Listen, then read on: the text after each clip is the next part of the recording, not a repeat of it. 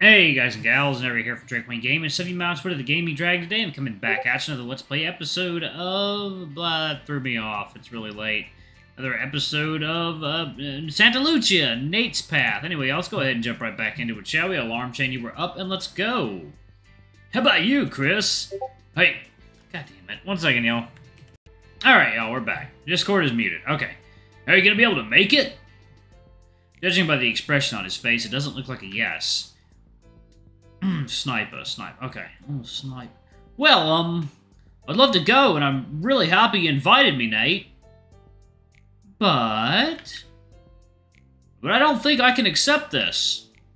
It wouldn't be appropriate for a mentor to accept a gift like this from a student.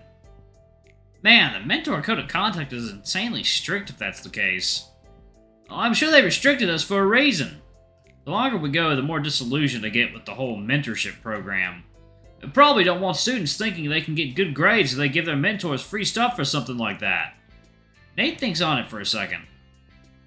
This is ridiculous. It's not a gift to my mentor, it's a gift to my friend. The flick of his tail betrays Chris's true feelings, but he tries to maintain a solemn appearance. I appreciate it, but it's better if I don't accept this. I'll still be there, though. I wouldn't miss it for the world. So you'll buy your own ticket then? Yeah, that's what I'm gonna do. Sounds more like adding unnecessary steps to a solved problem, but I guess he knows better than me on this sort of thing. Aw, thanks, Chris. You're a darling. He recomposes himself and claps his hands together, focusing everyone's attention back on him.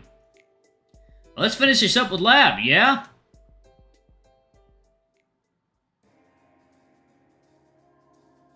It doesn't take much longer before lab session ends and we all go our separate ways. Everyone but Nate and I as we both leave together and make our way across Arcadia Field. I know I should be used to it by now, but I still feel giddy walking around campus with my boyfriend. Nate's a pretty talkative guy, and I love listening to him go on and on about his interests in life, if I don't quite share the same interests. Still fun.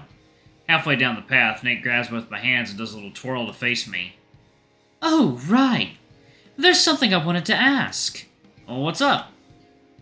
Everyone from the drama club is meeting at a pizza place downtown for dinner tonight. It's a pretty fancy one, too. That sounds like a good time. Yuppers. Would you like to come with me? The others probably want to thank you for that nice article you wrote.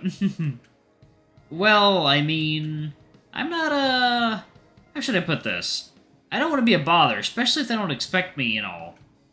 It's not like I don't want to go, but would they really appreciate Nate bringing me along like that? Besides, I won't lie, Candace kind of scares me. Don't be silly, you're never a bother. To you, maybe. Aw, come on. I'd really appreciate it if you came with me. Oh no. Is he doing what I think he's doing? His lips curl into a pouting expression. His eyes glitter in the sun. Puppy eyes. Really? Ha! You're fucked. Look now. Crack one open. There you go. That's the sound of straight-up sex right there. No, I don't know what the fuck I'm saying. I rub the base of my neck. How'd I say no to that face? He's just too damn cute. Alright, okay. I'll be there. Nate hops up and down, his hand still clasping mine. Yay! God, so gay sounding. Thanks, hun. It'll be great, you'll see. I believe you. Nate gives me a peck on the cheek, lingering for just long enough to whisper something in my ear. Sure will stay. No. I know a few ways I can thank you later. He then pulls away, acting like nothing happened. I'm left flustered in more ways than one, unable to reply much to his amusement. Anyway, I was headed to the library to catch up on the reading we have for world literature. Would you like to study with me? I promise it'll just be the two of us. That one's easy to answer. Of course, let's go. The fox shoots back his trademark toothy grin. We change course slightly and start heading for the library, chatting the whole way. It's 5:30 when we leave the library, and Nate's already done with his reading while I have a couple of chapters left. I'm not the slowest reader around, but next to Nate I might as well be. We swing by our dorms to grab a change of clothes. According to him, my green polo shirt is perfect. I'm happy he likes it.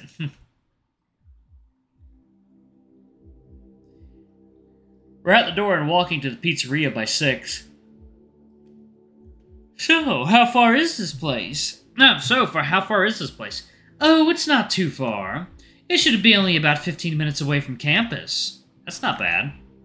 I have to work up an appetite, even. Indeed. We find the pizza place tucked in a little nook down a side street a few blocks away. It's a cute little mom-and-pop type restaurant, the kind that seems unassuming from the exterior but serves the best food around. At least that's what I hope. Presto Pizza, huh? That's pretty quaint. I haven't been here yet myself. Niall swears by it, though. As we draw closer to the door, I can faintly make out the sound of chatter. I guess we won't be the first to arrive. Nate pulls the door open, allowing the voices to pour out. Creamy white walls contrast the laminated wooden floors along with chic modern-themed decorations.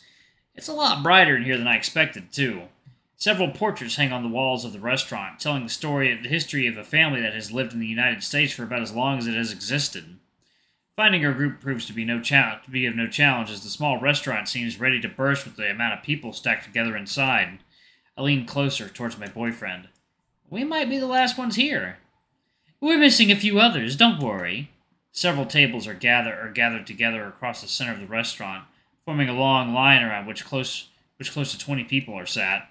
I recognize mostly everyone from the interviews I've done. A few wave us in, including members of Nate's friend group. Nate saunters in their direction with a smile. Hey, you two! Your seats are over there! Second, water time. Oh, yeah. That's the stuff. She motions to the two chairs next to Niall. We made sure you'd be next to each other. Thank you, darling. We appreciate it. I'll have to thank Nate later for warning them ahead of time that I was coming. Saves me a lot of the awkwardness I was worried about. We sit down in our designated seats. It's a bit odd sitting across from Professor Hawthorne, though. I didn't expect that. Fortunately, he's not looking in my direction. Speaking of looking, though, I see Niall is staring at Nate, who has the seat directly across from Candace. Wait a minute. Or is he staring at me? It's hard to tell with how his bangs cover his eyes. I just can't get a good read on that guy. I wonder what his deal is. Excuse me. I feel bad for poor Addie, who's sitting opposite the bull unnoticed by anyone.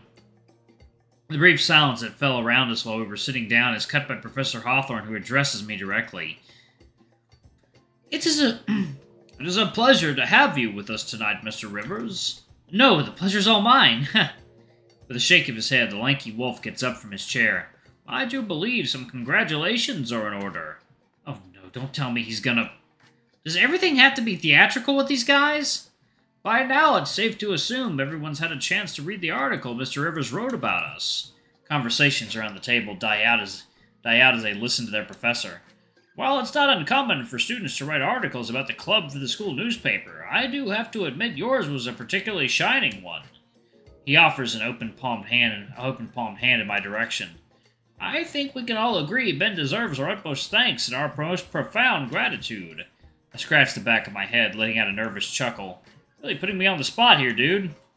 I'm really glad you like what I wrote. I don't think I could have done this without all your help, though. If anything, I should be the one thanking the group for giving me this opportunity. Ah, humility, the noblest of all virtues. If nothing else allows us to congratulate you on a job well done, then. Professor claps his hands together, which spurs the rest of the group to join in the applause. It was really good. Yeah, it's better than we could have written. Refreshing to read something genuine in the media for once. They all take turns congratulating me. By now, I'm able to recognize most of them thanks to the interviews I did last week. Okay. I can't quite remember everyone's names yet, though. There's Melissa, Eugene, Christy, Manny. It's weird being the center of attention like this. Eventually, the cheers fade and the surreal moment passes. Having the whole group praise me for this isn't something I expected. Nate rests his hand on my leg and gives me a comforting smile. You did great. Thanks. I notice a waiter is starting to take orders at the other end of the table. Professor Hawthorne gets up from his seat and heads to that side, most likely to spend time with his other students, too. Or to get his food earlier. Either one, really. Crap, now that I think about it, I don't even know what I want to order. They must have ran out of menus since there's only one between Nate and I, and the fox's nose is already buried in it.